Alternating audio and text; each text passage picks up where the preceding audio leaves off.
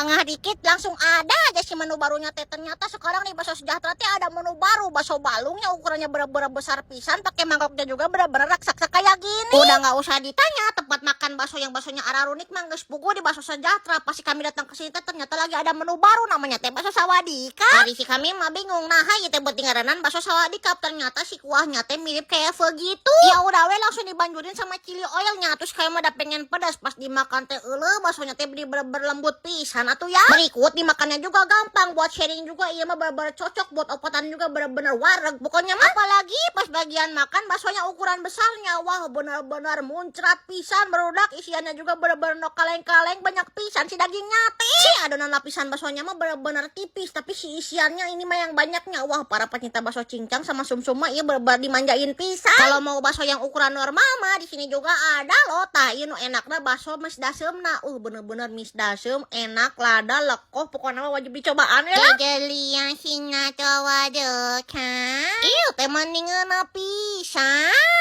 Buat cemil-cemil mah di sini juga ada tahu walik sama bakso goreng. Bener-bener crispy banget, enak. Urusan tenggorokannya mah tinggal disebor aja pakai es jeruk atau enggak es teler abadi. Bener-bener menyebor tikorosi kami dengan baik. Sok atuh gak datangan, nama tepatnya teh Bakso Sejahtera.